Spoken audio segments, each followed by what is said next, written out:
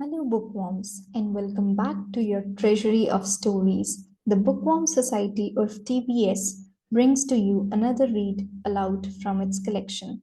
I am Maitreyi, and today we will be reading the part 2 of the short story The Monkey's Paw, written by W. Jacobs. Let's begin. In the brightness of the wintry sun next morning, as it streamed over the breakfast table, he laughed at his fears. The room felt as it always had, and there was an air of health and happiness which was not there the previous night. The dirty, dried up little paw was thrown on the cabinet with a little carelessness which indicated no great belief in what good it could do. I suppose all old soldiers are the same, said Mrs. White. The idea of her listening to such nonsense. How could wishes be granted in these days? And if they could, how could £200 hurt you, father? Might drop on his head from the sky, said Herbert. Morris said the things happened so naturally, said his father, that you might, if you so wished, not see the relationship. Well, don't break into the money before I come back, said Herbert as he rose from the table to go to work. I am afraid it will turn you into a mean, greedy old man, and we shall have to tell everyone that we don't know you. His mother laughed, and following him to the door, watched him go down the road, and returning to the breakfast table, she felt very happy at the expense of her husband's readiness to believe such stories, all of which did not prevent her from hurrying to the door at the postman's knock, nor when she found that the post brought only a bill talking about how Surgeon Major can develop bad drinking habits after they leave the army. Herbert will have some more of his funny remarks, I expect, when he comes home, she said as they sat at the dinner. I know, said Mrs. White, pouring himself out some beer. But for all that, the thing moved in my hand, that I will swear to. You thought it did, said the old lady, trying to calm him. I say it did, replied the other. There was no thought about it. I had just. What's the matter? His wife made no reply. She was watching the mysterious movements of a man outside, who, looking in an undecided fashion at the house, appeared to be trying to make up his mind to enter. In mental connection with the £200, she noticed that the stranger was well dressed and wore a silk hat of shiny newness. 3 times he stopped briefly at the gate and then walked on again. The fourth time he stood with his hand upon it and then, with sudden firmness of mind, pushed it open and walked up the path. Mrs. White at the same moment placed her hands behind her, hurriedly untied the strings of her apron, and put it under the cushion of her chair.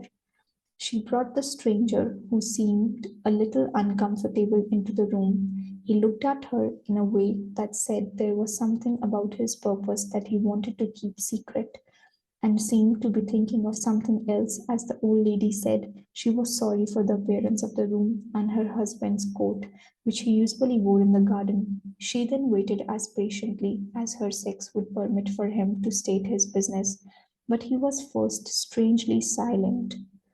I was asked to call, he said at last, and bent down and picked a piece of cotton from his trousers. I come from Ma and Megan's. The old lady jumped suddenly as in alarm. Is anything the matter? She asked breathlessly. Has anything happened to Herbert? What is it? What is it? Her husband spoke before he could answer. There, mother, he said hurriedly. Sit down and don't jump to a conclusion. You have not brought bad news, I'm sure, sir. And eyed the other, expecting that it was bad news but hoping he was wrong. I am sorry, began the visitor. Is he hurt? Demanded the mother wildly. The visitor lowered and raised his head once in agreement. Badly hurt, he said quietly, but he is not in any pain. Oh, thank God, said the old woman, pressing her hands together tightly. Thank God for that. Thank. She broke off as the tragic meaning of the part about him not being in pain came to her. The man had turned his head slightly so as to not look directly at her, but she saw the awful truth in his face. She caught her breath. And turning to her husband, who did not yet understand the man's meaning, laid her shaking hand on his. There was a long silence. He was caught in the machinery, said the visitor at length in a low voice. Caught in the machinery? Repeated Mr. White, too shocked to think clearly. Yes. He sat staring out the window, and taking his wife's hand between his own, pressed it as he used to do when he was trying to win her love in the time before they were married nearly 40 years before. He was the only one left to us, he said, turning gently to the visitor. It is hard. The other coughed and rising walked slowly to the window. The firm wishes me to pass on their great sadness about your loss, he said without looking round. I ask that you to please understand that I am only their servant and simply doing what they told me to do. There was no reply. The old woman's face was white, her eyes staring and her breath unheard. On the husband's face was a look such as his friend the surgeon major might have carried on to his first battle. I was to say that Mo and Meggins accept no responsibility, continued the other, but although they don't believe that they have a legal requirement to make a payment to you for your loss in view of your son's services, they wish to present you with a certain sum. Mr. White dropped his wife's hand and, rising to his feet, stared with a look of horror at the visitor. His dry lips shaped the words, "How much?" £200 was the answer. Without hearing his wife scream, the old man smiled weakly, put his hands like a blind man, and fell a senseless mass to the floor. Part 3. In the huge new cemetery, some 2 miles away, the old people buried their dead and came back to the house, which was now full of shadows and silence.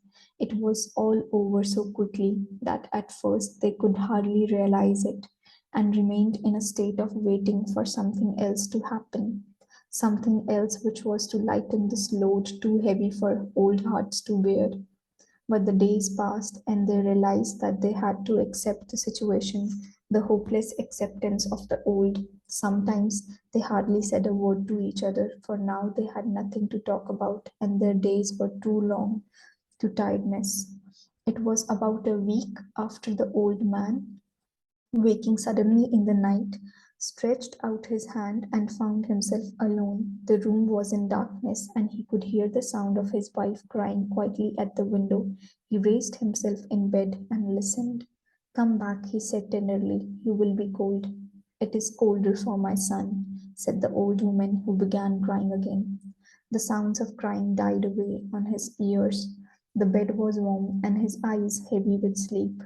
He slept lightly at first and then was fully asleep until a sudden wild cry from his wife woke him with a start. The paw, she cried wildly. The monkey's paw. He stared. He started up in alarm. Where is it? What's the matter?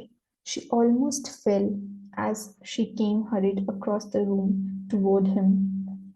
I want it, she said quietly. You have not destroyed it. It's in the living room on the shelf above the fireplace, he replied. Why? She cried and laughed together and bending over kissed his cheek. I only just thought of it, she said. Why didn't I think of it before? Why didn't you think of it? Think of what? He questioned. The other 2 wishes, she replied quickly. We have only had one. Was not that enough? He demanded angrily. No, she cried excitedly. We'll have one more. Go down and get it quickly and wish our boy alive again. The man sat up in bed and threw the blankets from his shaking legs. Good God, you are mad, he cried, struck with horror. Get it, she said, breathing quickly. Get it quickly and wish, oh my boy, oh my boy. Her husband struck a match and lit the candle. Get back to bed, he said, his voice shaking. You don't know what you are saying. We had the first wish granted, said the old woman desperately. Why not the second? A coincidence, said the old man. Go get it and wish, cried his wife, shaking with excitement. The old man turned and looked at her, and his voice shook. He has been dead 10 days. And besides, I would not tell you before, but I could only recognize him by his clothing. If he was too terrible for you to see, then how now? Bring him back, cried the old woman and pulled him towards the door. Do you think I fear the child I have nursed? He went down in the darkness and felt his way to the living room and then to the fireplace. The talisman was in its place on the shelf, and then a horrible fear came over him that the unspoken wish might bring the broken body of his son before him before he could escape from the room. He caught his breath as he found he had lost the direction of the door, his forehead cold with sweat. He felt his way round the table and along the walls until he found himself at the bottom of the stairs with the evil thing in his hand. Even his wife seemed changed as he entered the room. It was white and expectant, and to his fear seemed to have an unnatural look upon it. He was afraid of her. Wish, she cried in a strong voice. It is foolish and wicked, he said weakly. Wish, repeated his wife. He raised his hand. I wish my son alive again. The talisman fell to the floor and he looked at it fearfully. Then he sank into a chair, and the old woman with burning eyes walked to the window and opened the curtains. He sat until he could no longer bear the cold, looking up from time to time at the figure of his wife, staring through the window. The candle, which had almost burned to the bottom, was throwing moving shadows around the room. When the candle finally went out, the old man, with an unspeakable sense of relief at the failure of the talisman, went slowly back to his bed, and a minute afterward the old woman came silently and lay without the movement beside him. Neither spoke, but lay silently listening to the ticking of the clock. They heard nothing else other than the normal night sounds. The darkness was depressing, and after lying for some time, building up his courage, the husband took the box of matches and, lighting one, went downstairs for another candle. At the foot of the stairs the match went out, and he stopped to light another, and at the same moment a knock sounded on the front door. It was so quiet that it could only be heard downstairs, as if the one knocking wanted to keep their coming a secret. The matches fell from his hand, and he stood motionless, not even breathing, until the knock was repeated.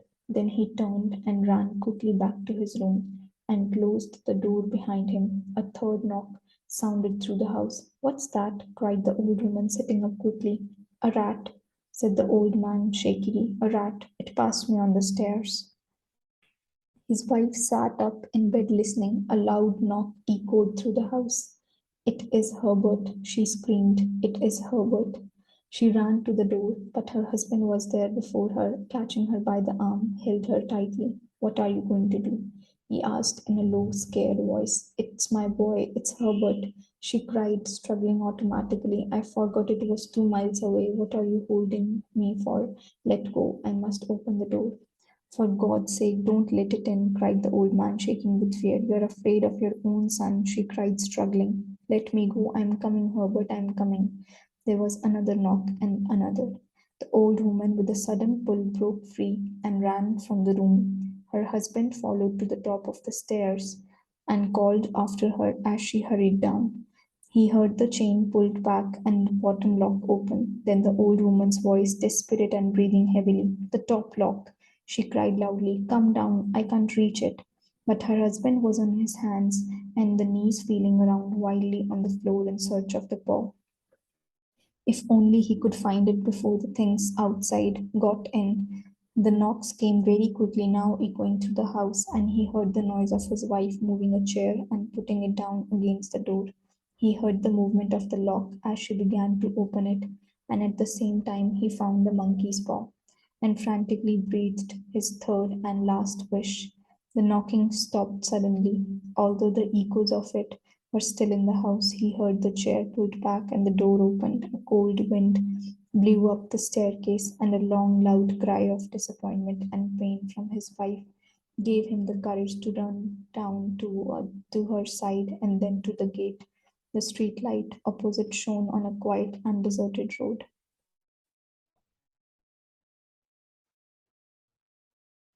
That was it for today. We hope you liked this story. Stay tuned to listen to more stories, subscribe to us, and click the bell icon to make sure you don't miss out on any read alouds. To check out our previous read alouds, please head over to our channel. See you soon.